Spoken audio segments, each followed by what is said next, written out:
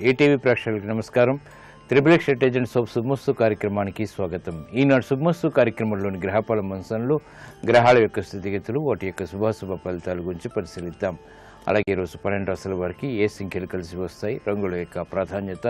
ఈరోజు మాస శివరాత్రి చాలా పవిత్రమైనటువంటి రోజు. మరి 12 రాశుల వారు భక్తులు ఈశ్వరుణ్ణి ఏ రకంగా పూజించాలి, ఎటువంటి ప్రక్రియలు పాటించాలి అనేటువంటి అంశాలతో పాటు ముఖ్యంగా 12 రాశుల వారు ఈరోజు చేపట్టవలసినటువంటి కార్యక్రమాలు ఏమిటో కూడా పరిశీలిద్దాం. ముందుగా నేటి పంచాంగ వివరాలు. శ్రీ మన్మథనామ సంవత్సరం పాల్గొన మాసం, ఉత్తరాయణం, శిశిర ఋతువు. ఈరోజు పాల్గొన బహుళ చతుర్దశి.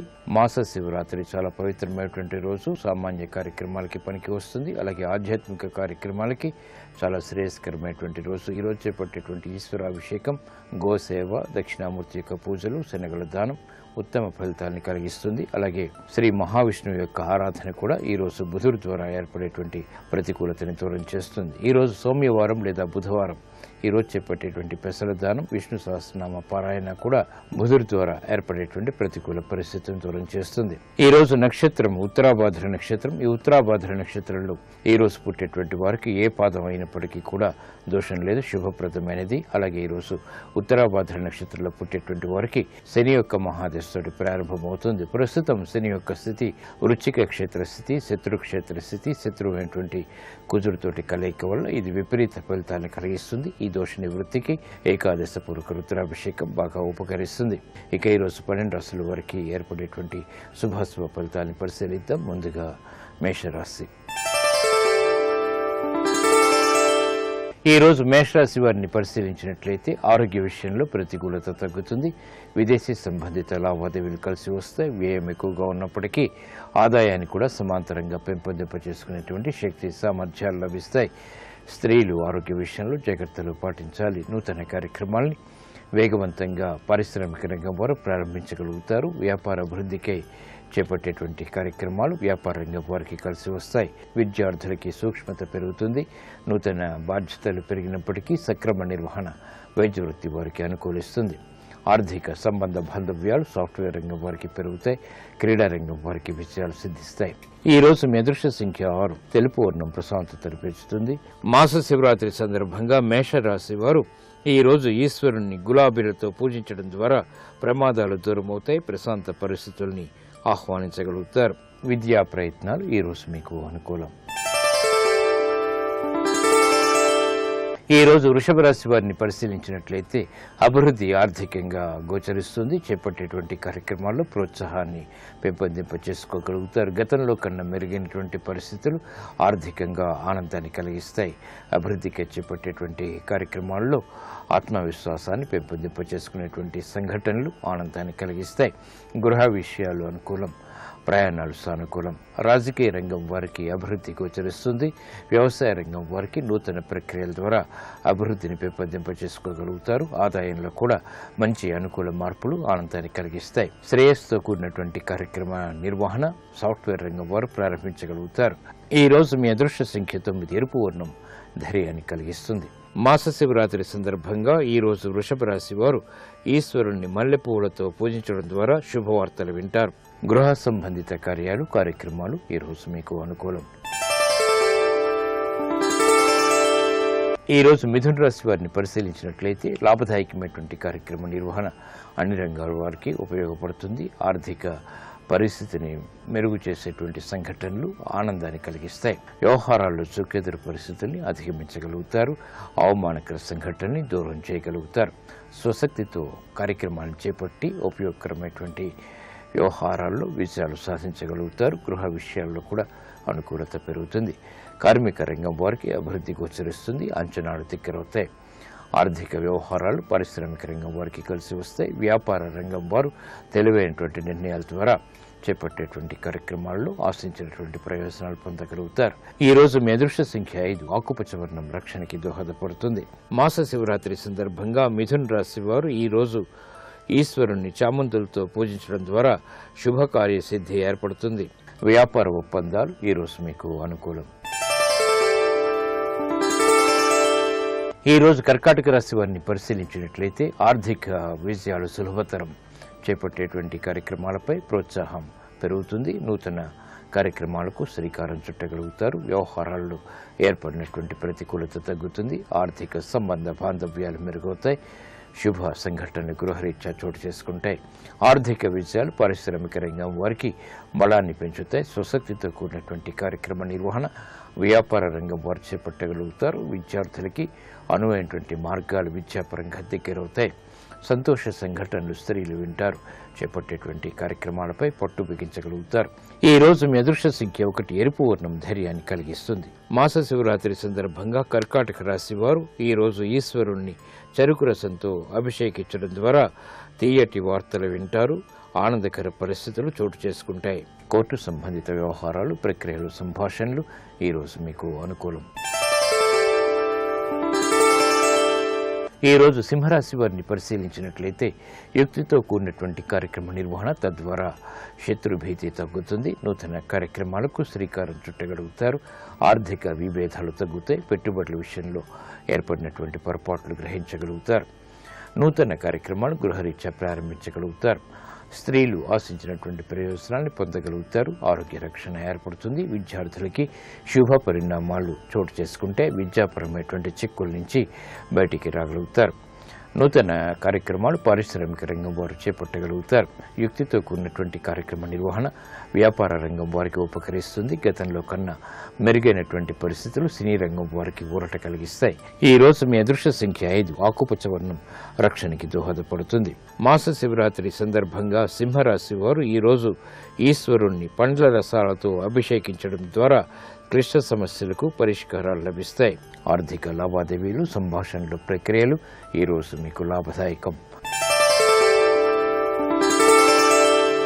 ఈ రోజు కన్యారాశి వారిని పరిశీలించినట్లయితే ఆకస్మిక విజయాలు ఆర్థికంగా చేకూరుతాయి. బలాన్ని పెంపొందింప చేసుకునేటువంటి కార్యక్రమ నిర్వహణ ఆనందాన్ని కలిగిస్తుంది. సాహస నిర్ణయాల ద్వారా కూడా విజయాలు సాధించగలుగుతారు. స్థిరాస్తి విషయాల్లో ఏర్పడినటువంటి ప్రతికూలత స్థిరాస్తి రంగం వారికి తగ్గుతుంది. ఆదాయాన్ని పెంపొందింప చేసుకునేటువంటి మార్గాలు సులభతరమవుతాయి. నూతన ప్రయత్నాలు ఫలిస్తాయి. చేపట్టేటువంటి కార్యక్రమాలు మహిళలకు ప్రోత్సాహాన్ని కలిగిస్తాయి. ఉద్యోగస్తులకి శుభ పరిణామాలు చోటు చేసుకుంటాయి. స్వతంత్ర నిర్ణయాలకు ఉపక్రమించగలుగుతారు. చేపట్టేటువంటి ప్రణాళికలు అమలు చేయగలుగుతారు. రాజకీయ లబ్ధి రాజకీయ రంగం వారికి కొనసాగుతుంది. నూతన ఒప్పందాలు సినీ రంగం వారికి కలిసి వస్తాయి. ఈ రోజు మీ అదృష్ట సంఖ్య 5 ఆకుపచ్చ వర్ణం రక్షణకి దోహదపడుతుంది.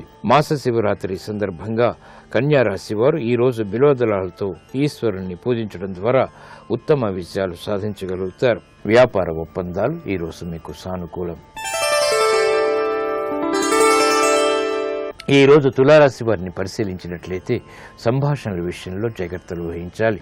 కోర్టు సంబంధిత వ్యవహారాల్లో ప్రతికూల పరిస్థితులు తారసపడతాయి, విస్మయాన్ని కలిగిస్తాయి. ఆర్థిక ఇబ్బందుల్ని ఎదుర్కోవాల్సినటువంటి సంఘటనల్ని ఎదుర్కోగలుగుతారు. అభివృద్ధికి చేపట్టేటువంటి కార్యక్రమాలు కొంతవరకు ఊరట కలిగిస్తాయి. నూతన ప్రక్రియలు విద్యార్థులకి ఆశలను చెగిరింపచేస్తాయి. మహిళలు శ్రమతో కూడినటువంటి విజయాలు సాధించగలుగుతారు. ప్రతికూల పరిస్థితులు గృహరీత్యా ఉన్నప్పటికీ ఎదుర్కొనేటువంటి శక్తి సామర్థ్యాలు కూడా పొందగలుగుతారు. ఆర్థిక అభివృద్ధికి చేపట్టేటువంటి కార్యక్రమాలు పారిశ్రామిక రంగం వారికి మొదట ప్రతికూలత, తరువాత అనుకూలతని కలిగిస్తాయి. వ్యాపార రంగం వారు ఆర్థిక వ్యవహారాల్లో ఆచితూచి వ్యవహరించాలి. ఈ రోజు మీ అదృష్ట సంఖ్య 3 పసుపు వర్ణం త్వరితగతిని శుభాలను కలిగిస్తుంది. మాస శివరాత్రి సందర్భంగా ఈ రోజు తులారాశి వారు ఈశ్వరుణ్ణి పసుపు నీటితో అభిషేకించడం ద్వారా శుభ పరిణామాలు చోటు చేసుకుంటాయి. ఏలినాటి శని యొక్క దోషం తగ్గుతుంది. ఆధ్యాత్మిక కార్యక్రమాలు ఈ రోజు మీకు సంతృప్తిని కలిగిస్తాయి, బలాన్ని పెంపొందింపచేస్తాయి.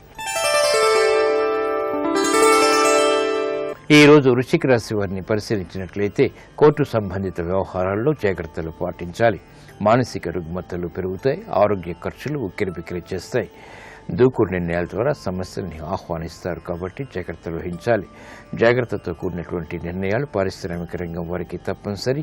ఊహించని ప్రతికూల పరిణామాలు పోటీదారుల నుంచి ఎదుర్కోవాల్సినటువంటి సంఘటనలు చోటు చేసుకుంటాయి. వ్యాపార రంగం వారు ఆచితూచి నిర్ణయాలు తీసుకోవాలి. విద్యార్థులు గట్టి కృషితో మాత్రమే రాణించగలుగుతారు. క్రమశిక్షణ తప్పనిసరి.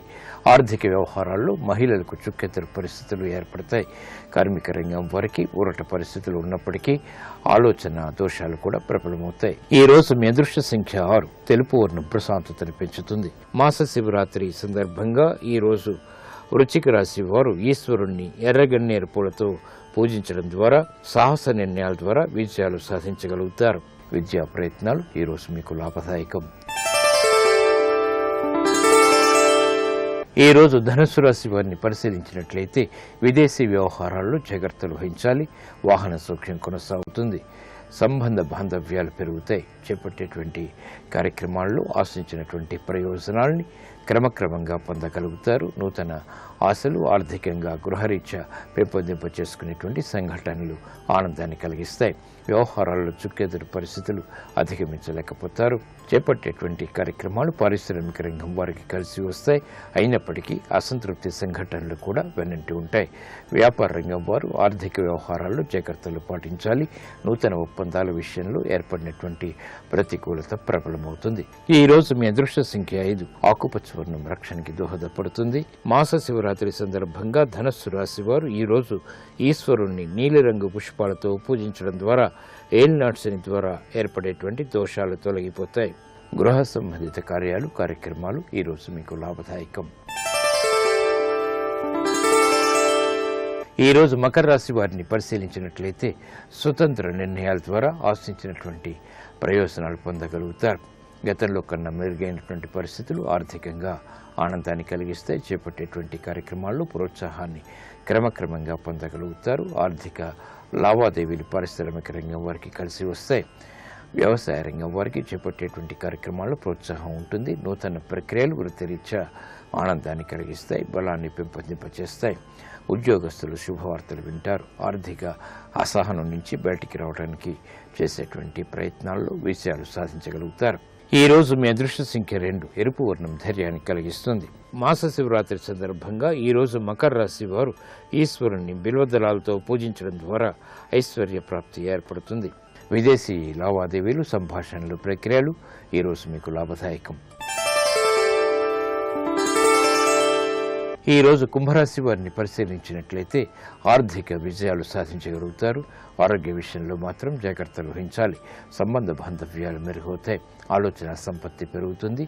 దృఢమైన స్థిరమైనటువంటి నిర్ణయాల ద్వారా విజయాలు తథ్యం. చేపట్టేటువంటి కార్యక్రమాలు పారిశ్రామిక రంగం వారికి కలిసి వస్తే సంబంధ బాంధవ్యాల్ని పెంపొందింప చేసుకునేటువంటి ఆలోచన సంపత్తి కలిగి ఉంటారు. వ్యాపార రంగం వారికి ఆర్థిక విషయాలను కొలిస్తాయి. మహిళలు శుభవార్తలు వింటారు. సంబంధ బాంధవ్యాల ద్వారా ఏర్పడినటువంటి అనుకూల పరిస్థితుల్ని వినియోగించుకునేటువంటి కార్యక్రమాలు సఫలీకృతమవుతాయి.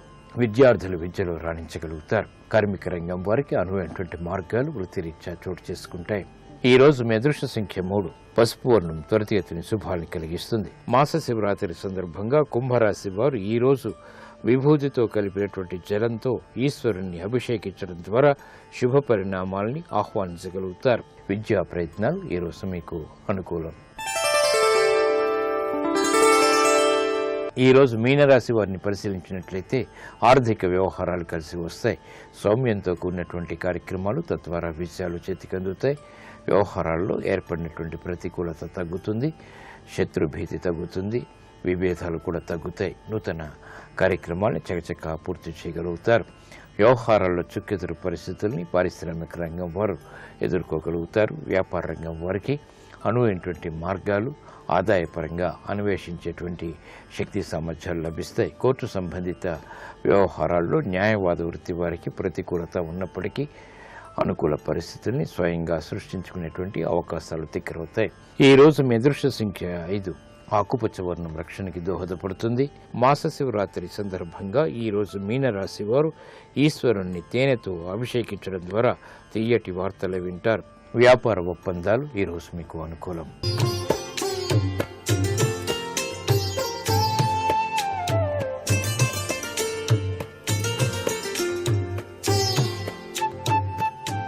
XXX డిటర్జెంట్ సోప్ శుభమస్తు కార్యక్రమంలో గృహబలం అంశానికి స్వాగతం. వాస్తుశాస్త్రరీత్యా కొన్ని ముఖ్యమైనటువంటి సూత్ర ప్రాతిపదికల్లో గృహ నిర్మాణం చేసిన తర్వాత ఆ గృహంలోకి ఏదైనా సరే తెలిసి తెలియక విపత్కరమైనటువంటి వస్తువులు లేక మనకు దురదృష్టాన్ని కలిగించేటువంటి సంఘటన తత్వాన్ని ఇచ్చేటువంటి కార్యక్రమాలు గనక జరిగినట్లయితే దానికి సంబంధించి ఎటువంటి నిర్ణయాలు తీసుకోవాలి అని చెప్పేసి చాలామంది భావిస్తున్నారు. ఇల్లు కట్టిన తర్వాత తెలియకుండా నిద్రపోతున్న సమయంలో గబ్బిలాలు ప్రవేశించాయి. ప్రతినిత్యం కూడాను ఆ ఇంట్లో తిరుగుతున్నాయి. ఈ గబ్బిలాలు రాకుండా ఉండాలి అంటే ఏం చేయాలి అని చెప్పేసి చాలామంది భావిస్తూ ఉన్నారు. గబ్బిలాలు ఇంటిలోనికి ప్రవేశిస్తున్నాయి అంటే ఆ ఇంట్లో దేదీప్యవంతమైనటువంటి దైవీ శక్తి లోపించింది అని చెప్పేసి భావన చేయాలి. అందుచేత ఇంటిలో తప్పనిసరిగా ప్రతినిత్యం కూడాను గుగ్గిలం పొగ లేక సాంబ్రాణి పొగ కనుక వేసి నిత్యం దైవదత్తమైనటువంటి ప్రభావాలతో కూడినటువంటి విశేషాంశాల తత్వాన్ని, దైవతత్వంతో కూడినటువంటి చాంటింగ్ లాంటి విశేషవంతమైనటువంటి ప్రభావాన్ని ఆ ఇంటిలోనికి కనుక ప్రవేశింపచేసినట్లయితే మీ ఇంట్లోకి ఆ యొక్క గబ్బిలాల ప్రభావం ప్రవేశించకుండా రక్షించుకోవటానికి ఆస్కారం అత్యధికంగా ఉంటుంది. ఇటీవలే ఇల్లు కట్టాం. మేము కట్టినటువంటి కాంపౌండ్ వాల్ చుట్టూతా కూడా ఆ యొక్క తేనె తుట్టలు వచ్చి పెట్టాయి. వీటి యొక్క ప్రభావం మాకు కించిత్తు భయాన్ని కలిగిస్తుంది అని చెప్పేసి భావించే వాళ్ళు ఉన్నారు. తేనె తుట్టెలు పెట్టేటువంటి విధి విధానం ఒక విధంగా వాస్తుపరంగా దోషమే. తేనె తుట్టలు పెట్టేటువంటి ఆ యొక్క దిశను బట్టి ఆ ఇంటి యజమానికి విశేషవంతమైన అభివృద్ధి కూడా కలుగుతుంది. ఈశాన్య మూల తేనె తిట్ట పెట్టరాదు.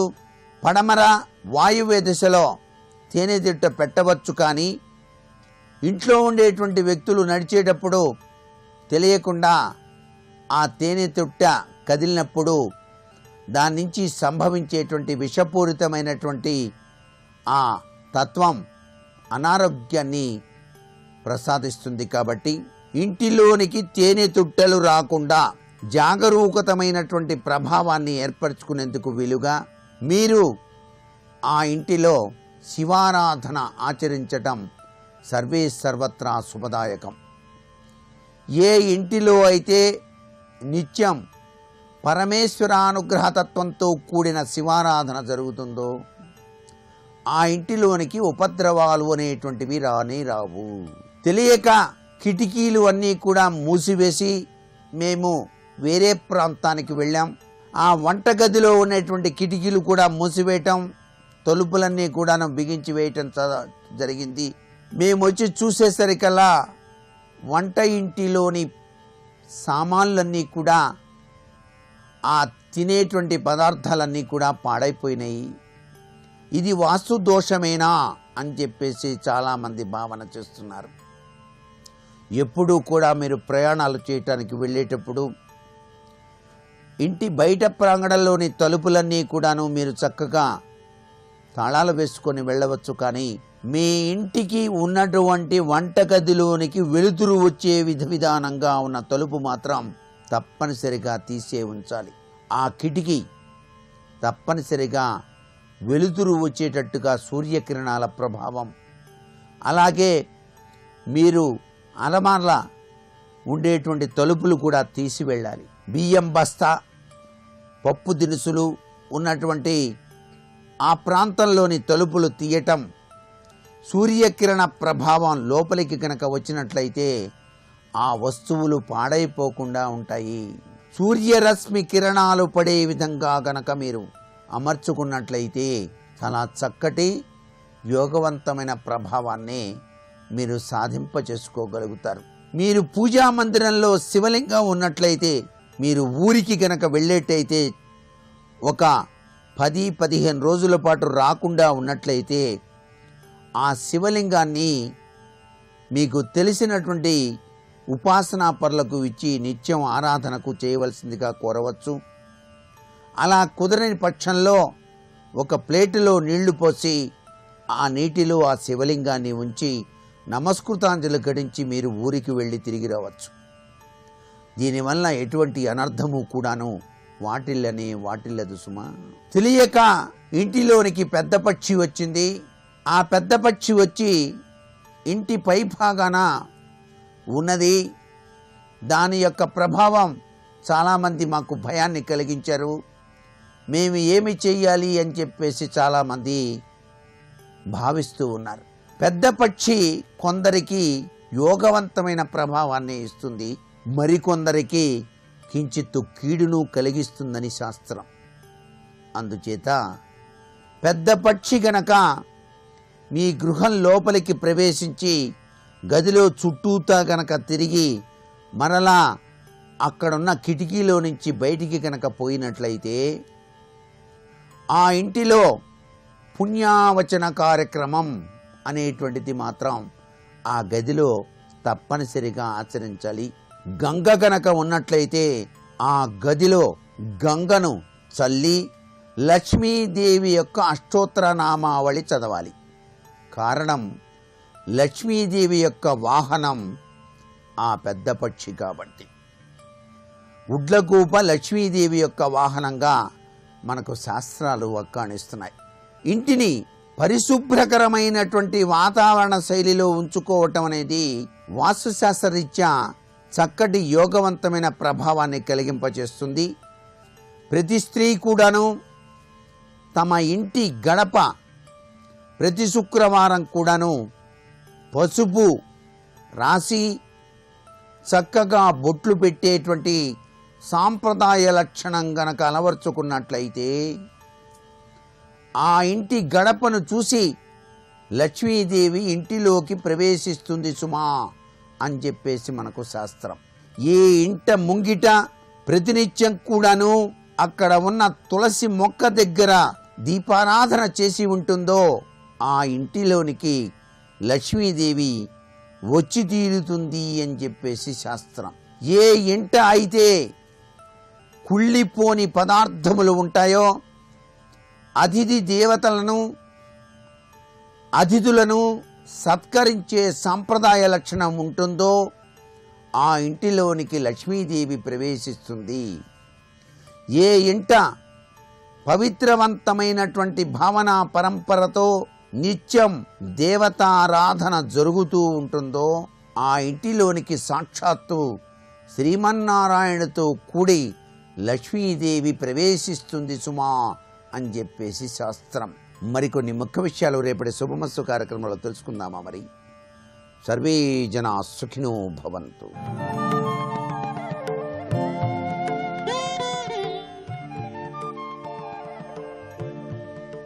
శ్రీరాఘవం దశరథాత్మజమప్రమేయం సీతాపతిం రఘుకులాన్వయరత్నదీపం ఆజానుబాహుం అరవిందదళాయతాక్షం రామం నిశాచర వినాశకరం నమామి. శ్రీరామాయణం ఆది కావ్యం నరుడి కథ. నేను మీకు మొట్టమొదటి రోజునే మనవి చేసి ఉన్నాను, రామచంద్రమూర్తి అవతారమే ఒక నరుడిగా వచ్చాడు. అందుకే వాల్మీకి మహర్షి ప్రశ్న చేసినప్పుడు కోన్వస్మిన్ సంప్రదంలోకే గుణవాన్ కశ్చ వీర్యవాన్ ధర్మజ్ఞశ్చ కృతజ్ఞశ్చ సత్యవాక్యో దృఢవ్రతః చారిత్రేణ చ కో యుక్తః సర్వభూతేషు కో హితః విద్వాన్ కః కస్సమర్థశ్చ కశ్చైక ప్రియదర్శనః ఆత్మవాన్ కో జితక్రోధో ద్యుతిమాన్ కో నరసూయకః కస్య బిభ్యతి దేవాశ్చ జాతరోషస్య సంయుగే అని అడిగాడు. ఈ 16 గుణములు పరిపూర్ణముగా కలిగినటువంటి మానవుడు ఈ లోకమునందు ఇప్పుడు ఉన్నాడా అని అడిగాడు. అటువంటి గుణములు పరిపూర్ణముగా కలిగినటువంటి మానవుడు ఇప్పుడు ఈ లోకంలో ఉన్నాడు అని నారద మహర్షి సంక్షేప రామాయణాన్ని చెప్పిన మీదట వాల్మీకి మహర్షి రామాయణాన్ని రచన చేశారు. వాల్మీకి మహర్షికి చతుర్ముఖ బ్రహ్మగారు ఇచ్చినటువంటి వరం. ఆయన ఎప్పుడు శ్రీరామాయణాన్ని రచన చెయ్యాలని కూర్చున్నా ఆయన ఆచమనం చేసి ఘంటం చేత్తో పట్టుకోగానే రామాయణ కథలో ఉన్నటువంటి వ్యక్తుల యొక్క నడవడి తెలియడం కాదు, వాళ్ళ మనస్సులలో ఏమనుకున్నారన్నది కూడా వాల్మీకి మహర్షికి అవగతమయ్యేది. అలా తెలిసేటట్టుగా బ్రహ్మగారు వరం ఇచ్చారు. అందుకే రామాయణాలు ఇన్ని ఉన్నా వాల్మీకి రామాయణం ఒక్కటే పరమసత్యం. యథార్థముగా జరిగిన రామకథని చెప్పినటువంటిది పరమ ప్రామాణికము పరమసత్యమైనటువంటిది వాల్మీకి రామాయణం ఒక్కటే.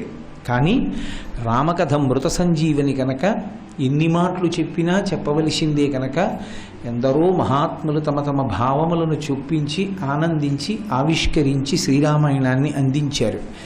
కానీ ఎప్పుడైనా రామకథలో యథార్థంగా జరిగింది ఏమిటి అన్నది తెలుసుకోవాలి అంటే ఒక్క వాల్మీకి కృతమైన శ్రీరామాయణాన్ని మాత్రమే చదవాలి.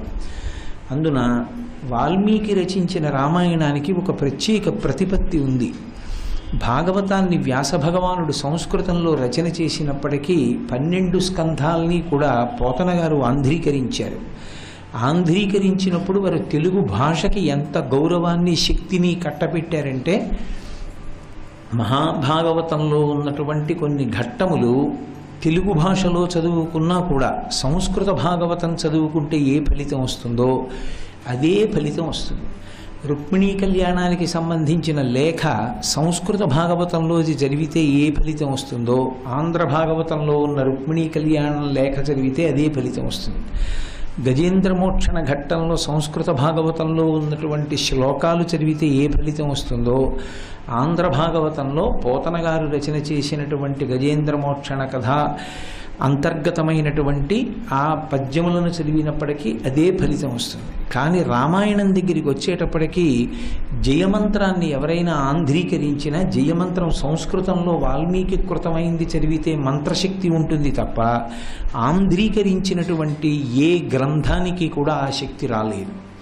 అది ఒక్క వాల్మీకి రామాయణానికి ఉన్నటువంటి గొప్పతనం. అసలు వాల్మీకి రామాయణంలో వాడినటువంటి సంస్కృతం ఎంత గొప్పదంటే ఏ భాష వారు చదివితే ఆ భాష వారిది మా భాషలో ఉందంటారు తప్ప సంస్కృతంలో ఉందనుకోరు. అంత సరళమైన సంస్కృతంలో అంత అద్భుతంగా అందించారు వాల్మీకి. అది నరుడి కథ అయినటువంటి కారణం చేత నరుడి యొక్క జీవితంలో వచ్చేటటువంటి ఉత్థాన పతనాలు, నడవడిలో వచ్చేటటువంటి వైక్లభ్యాలు, ఎదురయ్యేటటువంటి కష్టాలు, తట్టుకోవడంలో పడేటటువంటి ఆర్తి, వీటన్నిటినీ యథాతథంగా ఆవిష్కరించారు. నేను శ్రీ మహావిష్ణువుని కనుక నేను సమస్త శోకములకు అతీతుణ్ణి, నాకు దుఃఖం ఉండదని రాముడు అనలేదు. సీతమ్మ కనపడకపోతే గుండెలు బాదుకుని ఏడ్చాడు. దశరథ మహారాజు గారు మరణిస్తే విశేషమైనటువంటి శోకమునకు వశుడయ్యాడు. మిగిలిన అవతారములు అలా కాదు. రామావతారం మాత్రం ఒక నరుడు ఎలా ప్రవర్తిస్తాడో అలాగే ప్రవర్తించాడు. యుద్ధకాండలో రామరావణ సంగ్రామం అయిపోయి రావణాసురుడు హతుడైన తరువాత దేవతలందరూ ప్రత్యక్షమై దేవేంద్రుడే రామచంద్రమూర్తిని పిలిచి నువ్వు శ్రీ మహావిష్ణువివి అన్నా సరే కాదు, నేను దాశరథిని, దశరథ మహారాజు గారి కొడుకుని, నేను నరుణ్ణి, నాకు తెలియదు, నేను విష్ణువుని కానన్నాడు ఆయన. ఒక నరుడిగా ప్రవర్తించడాన్ని ఆయన ఇష్టపడ్డాడు. అందుకే శ్రీరామాయణం చదివేటప్పుడు నరుడి కథ అని చదివితే విశేషంగా ఉపయుక్తమవుతుంది. రామాయణం చదివేటప్పుడు రామకథ భగవంతుడి కథ అని చదివితే ఎందుకు కొరగా. ఎందుచేత అంటే మీకు ఎప్పుడైనా ధర్మాన్ని పట్టుకోవలసినటువంటి సందర్భం ఏర్పడినప్పుడు, జీవితంలో సంక్లిష్ట స్థితి ఏర్పడినప్పుడు, రాముడు ఇటువంటి కష్టంలో ఏం చేశాడు అని ఆలోచించవలసి వస్తే రాముడు దేవుడు కాబట్టి అలా చేశాడు అనుకున్ననాడు రామాయణం మనకెందుకు పనికిరాదు. కాదు, రాముడు కూడా నాలాటి నరుడే అనుకున్ననాడు రామాయణంలో ఉన్న ప్రతి ఘట్టం అన్వయం అవుతుంది. అందుకే రామాయణాన్ని చదివేటప్పుడు కేవలం ఒక నరుడి కథగా చదవాలి తప్ప అది భగవంతుని కథ అన్న భావనతో చదవడం అంత ఉపయుక్తమైనటువంటి విశేషం కాదు. శ్రీరామాయణం నేను మీతో ఇతపూర్వం మనవి చేసినట్లు నరుని యొక్క కథ అయిన కారణం చేత అనేకమైన ఉత్థాన పతనములు కనపడతాయి. ఒక్కొక్క చోట సంక్లిష్టమైన సన్నివేశములు ఏర్పడతాయి. ఆ సంక్లిష్టమైన సన్నివేశాల్లో మహర్షి మెరుపులు వినిపించారు. ఆ ఒక్కొక్క శ్లోకం జ్ఞాపకం పెట్టుకుంటే అవి ధారణలో ఉండాలి. ఎందుచేత అంటే కర్ర ఇంట్లో పెట్టి వీధిలోకి వచ్చినటువంటి వాడిని కుక్క తరిమితే మా ఇంట్లో కర్ర ఉందండి అంటే అది రక్షించదు. చేత్తో పట్టుకున్న కర్ర ఏది ఉందో అది మాత్రమే కుక్క మీద పడకుండా రక్షిస్తుంది. గ్రంథాంతర్గతమైనటువంటి శ్లోకములు మనకి స్ఫురణలో ఉండవు. అవి మనం నిత్యం పాటించడానికి పనికిరావు. ఏ శ్లోకములు కంఠగతమై ఉంటాయో, ఏ శ్లోకాలు స్ఫురణలో ఉంటాయో ఆ శ్లోకములే మనకి నిజంగా జీవితంలో ఎప్పుడైనా ఇబ్బందికరమైన పరిస్థితులు ఏర్పడినప్పుడు స్ఫురణలోకి వచ్చి తట్టుకుని నిలబడి ఊంచుకోగలిగినటువంటి శక్తినిస్తాయి. అన్నిటికన్నా జీవితంలో అత్యంత ముఖ్యమైనది ఏది అంటే శాంతి. తాను ప్రశాంతంగా ఉండడం, 10 మందిని ప్రశాంతంగా ఉంచడం, దానికి వ్యక్తిత్వం ఉండాలి. ఆ వ్యక్తిత్వాన్ని ఏర్పాటు చేసుకోవడానికి శ్రీరామాయణంలో ఉండేటటువంటి ఆర్షోక్తులు, అద్భుతమైనటువంటి మెరుపులు, కొన్ని శ్లోకాలు ఎప్పుడూ జ్ఞాపకంలో ఉండాలి. అటువంటి శ్లోకాలలో 2 శ్లోకాలు భిన్నమైనటువంటి రీతిలో, ఒకటి క్రిందకి దిగిపోవడాన్ని చెప్తే, ఒకటి పైకి ఎక్కడానికి మార్గాన్ని చెప్తుంది. ఒకటి బాలకాండలో చెప్తే, ఒకటి సుందరకాండలో చెప్పారు మహర్షి. శోకో నాశయితే ధైర్యం, శోకో నాశయితే శృతం, శోకో నాశయితే సర్వం, నాస్తి శోక సమోరిపు. అయోధ్యకాండ. వేరొకటి సుందరకాండలో చెప్పారు. సుందరకాండలో చెప్పినప్పుడు అనిర్వేద శ్రియో మూలం అనిర్వేద పరం సుఖం, అనిర్వేదో హి సతతం సర్వార్థేషు ప్రవర్తక, కరోతి సఫలం జన్మో కర్మయత్తత్కరోతి సహ, తస్మాత్ అనిర్వేద కృతం యత్నం చేష్టేహిముత్తమం అంటారు. ఈ 2 శ్లోకాలు ఎప్పుడూ జ్ఞాపకంలో ఉండాలి. రామచంద్రమూర్తి తండ్రిని సత్యమునందు నిలబెట్టడం కోసమని తమ్ముడైన లక్ష్మణస్వామితో, భార్య సీతమ్మతో కలిసి 14 సంవత్సరములు అరణ్యవాసం చేయడానికి అయోధ్యానగరాన్ని విడిచిపెట్టి వెళ్ళిపోయారు. వెళ్ళిపోయిన తరువాత సుమంత్రుడు వెళ్ళాడు రథానికి సారథ్యం వహిస్తూ. ఆ సుమంత్రుడు తిరిగి వచ్చిన తరువాత వినాలి, అసలు అరణ్యంలో రామలక్ష్మణులు సీతమ్మ ఏ కష్టాలు పడుతున్నారో తెలుసుకోవాలని. పాపం దశరథ మహారాజు గారు రాముడు అరణ్యవాసానికి వెళ్ళిపోయాడనేటటువంటి బాధ తట్టుకోలేక ఆ అయోధ్యానగరంలోకి వచ్చి స్పృహ తప్పి కింద పడిపోయాడు. ఒంటి నిండా మట్టి అంటుకుంది. ఎంతసేపు రథం వెళ్ళిపోయినటువంటి మట్టి ఎగురుతూ కనపడిందో అంతసేపు చూశాడు. ఇక ఆ తర్వాత అప్పటికే ముందు రోజు రాత్రి ఎన్ని మాటలు మూర్చిపోయాడు కైకమ్మ దగ్గర. బడలిపోయాడు వృద్ధుడు, 60,000 సంవత్సరముల వయస్సు. ఆ పడిపోయినటువంటి వాణ్ణి ఒక పక్కన కౌసల్య, ఒక పక్కన కైకమ్మ వచ్చి పైకి లేపుతున్నారు. శోకము నుండి కదా కోపం రావాలి. వెతుక్కుంది దశరథుడి మనస్సు, నా ఈ శోకానికి కారణం ఎవరని. నిజానికి దశరథ శోకానికి కారణం దశరథుడి. కానీ ఇప్పుడు నేను ఆ ధర్మమీమాంస పక్కన పెట్టండి, బాహ్యంలో కథాపరంగా ఆలోచించండి. దశరథుడి శోకానికి కారణం కైకమ్మ దశరథుడి దృష్టిలో. ఎందుకని? రాముడికి పట్టాభిషేకం చేద్దామనుకున్నాడు.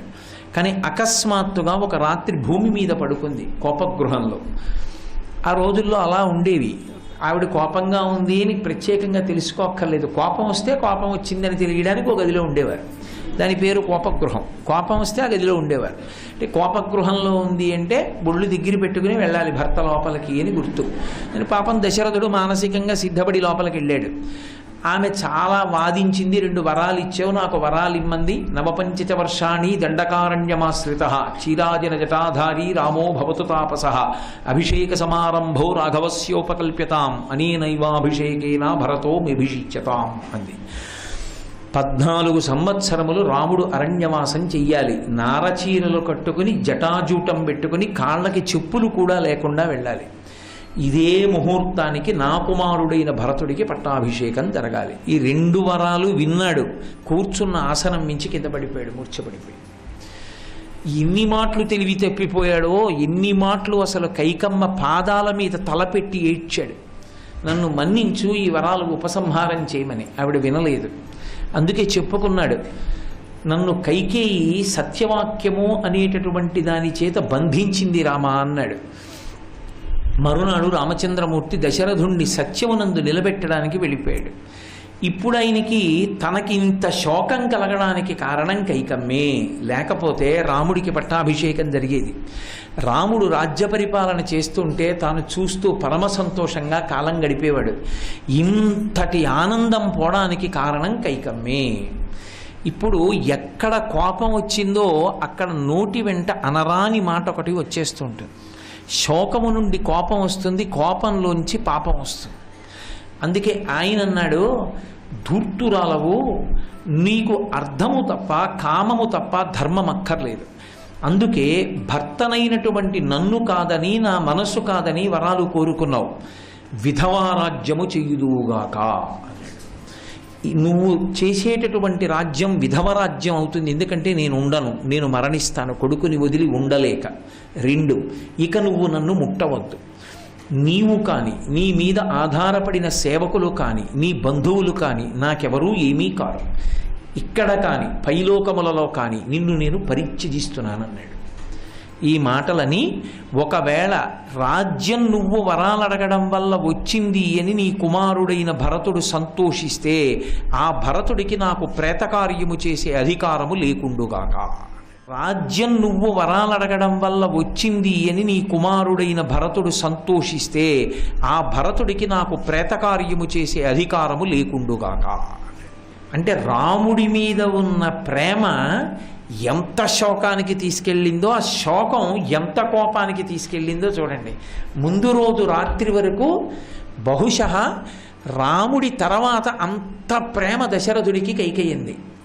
అంత ప్రేమ ఉన్న కైకమ్మ మరునాటి మధ్యాహ్నానికి అంతటి శత్రువుగా మారింది. మనసు నాటకం అలా ఉంటుంది. ఇప్పుడు కైకమ్మని నింద చేసి నన్ను ముట్టుకోవద్దన్నాడు. కౌసల్యాదేవి ఒక్కతే ఏం తీసుకెడుతుంది? అక్కడున్న సేవకులందరూ వచ్చి ఎత్తారు. నన్ను కౌసల్యా మందిరంలో దిగబెట్టండి అంటూ ఒక మాట అన్నాడు. కౌసల్యా మందిరంలో నాకు శాంతి లభిస్తుంది అన్నాడు. శాంతి అంటే ఈ శోకమును పోగొట్టగలిగినటువంటి మాటలు వినపడతాయి. ఎందుకని? ఆమె ప్రేమైకమూర్తి. ఆమె నన్ను మన్నిస్తుంది. అయ్యో మీరు ఇంత బాధపడుతున్నారా అని నన్ను ఊరడిస్తుంది. ఎందుకని? ఆయన ఉద్దేశ్యం ఏమిటి? తన కొడుకు దూరమైపోయి తానెలా బాధపడుతున్నాడో ఆ కొడుకుని కన్న తల్లి కూడా అలాగే బాధపడుతోంది. ఇద్దరి బాధ సమానం. అయ్యో మన కొడుకు అని, ఆ కొడుకు వెళ్ళిపోయాడు, భర్త ఇంత బాధపడుతున్నాడని ఓదారుస్తుంది అనుకున్నాడు. అనుకుని మందిరానికి చేరాడు. సరే, సుమంత్రుడు వచ్చి వెళ్ళిపోయిన తర్వాత కౌసల్యాదేవితో బాధ పంచుకునే ప్రయత్నం చేశాడు. రాముడు వెళ్ళిపోయాడని కౌసల్య కొన్ని మాటలు చెప్పింది. నీ గురించి లోకంలో మాట్లాడేటప్పుడు కీర్తివంతుడవని, ధర్మాత్ముడవని, దయామయుడవని చెప్తూ ఉంటారు. కానీ ఈ 3 పరమ అబద్ధాలన్న విషయం నాకు ఒక్కదానికే తెలుసు. నువ్వు దయామయుడవు కావు, నువ్వు ధర్మాత్ముడవు కావు, నువ్వు ప్రజారంజకుడవు కావు. నీకు కావలసింది కైకమ్మ ఒక్కతే. నీ మనసు ఎంత కఠినమైనదంటే నువ్వు కైకమ్మ కోసం, భరతుడి కోసం ఎంతటి క్రూరమైన నిర్ణయాలైనా చేస్తావు. ఏ తప్పు చేశాడని నా కొడుకుని అరణ్యవాసానికి పంపావు? ఏ తప్పు చేశాడని రాజ్యభ్రష్టుణ్ణి చేసి 14 సంవత్సరముల అరణ్యవాసం చేయమన్నావు? అది తలుచుకునే ఏడిచాడు పాపం దశరథుడు. చెప్పులు లేకుండా నా కొడుకు జటాజూటం కట్టుకుని నారచీరలతో వెడుతున్నాడు.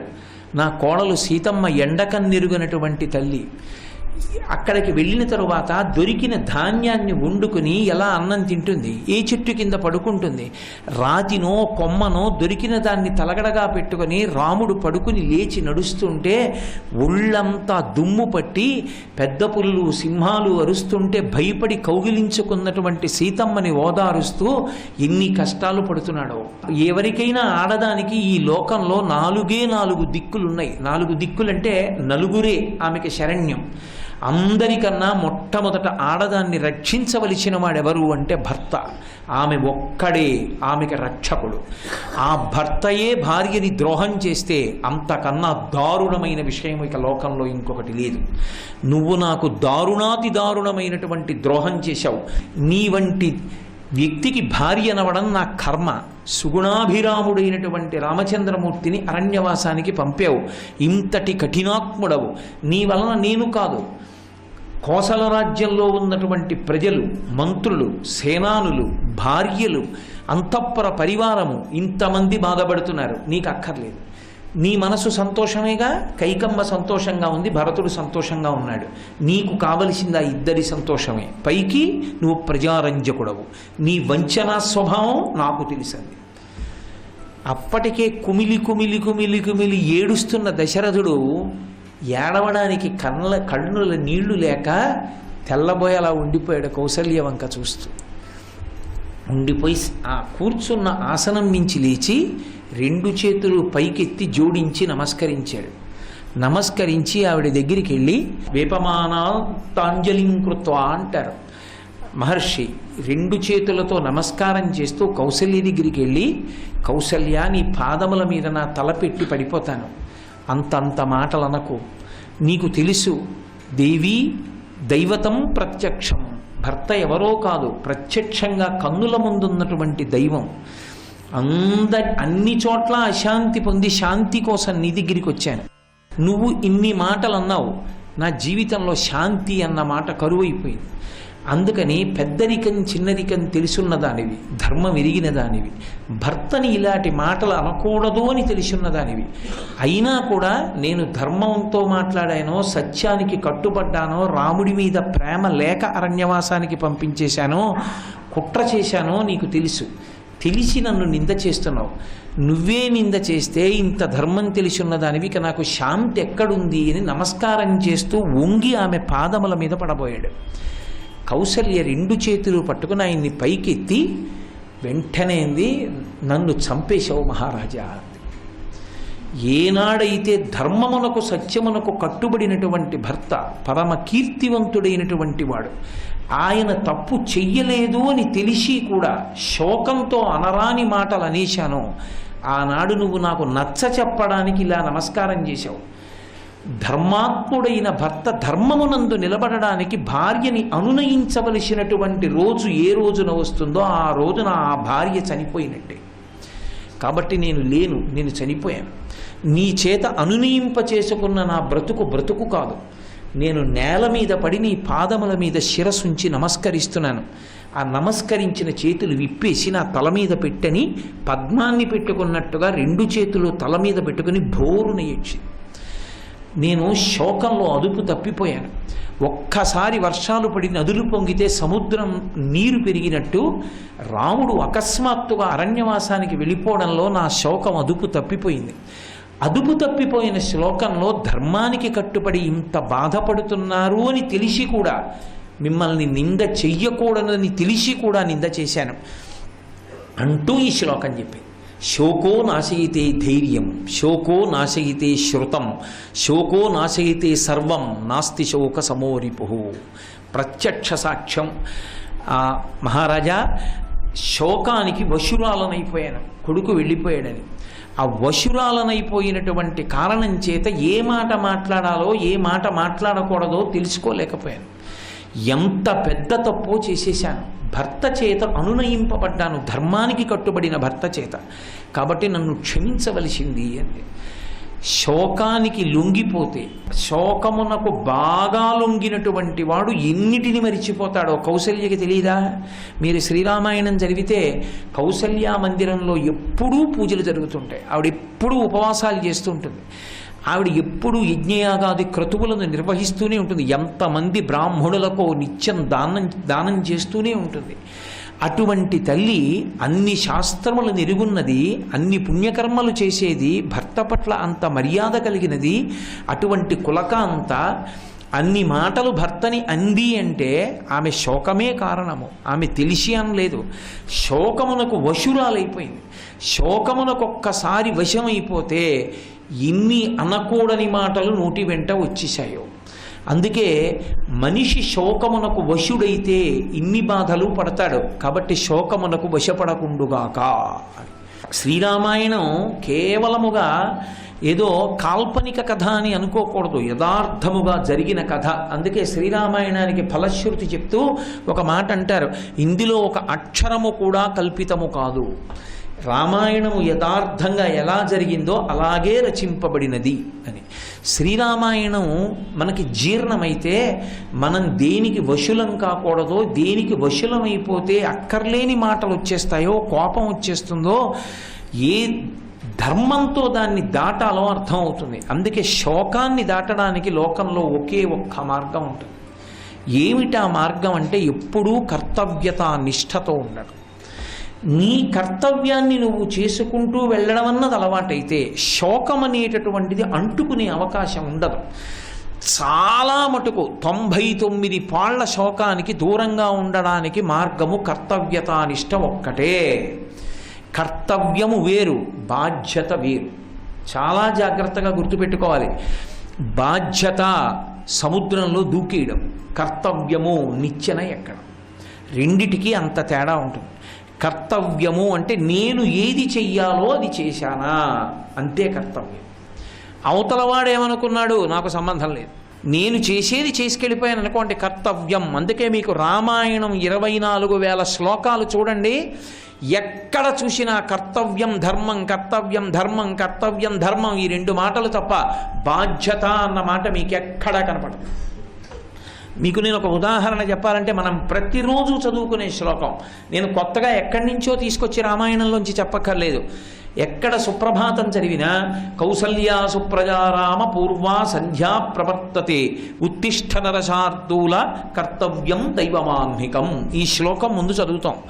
ఎందుకని అంటే భగవంతుడికి నిజంగా సుప్రభాతాన్ని పలికినటువంటి ఘనత పొందినవాడు విశ్వామిత్ర మహర్షి ఒక్కడే.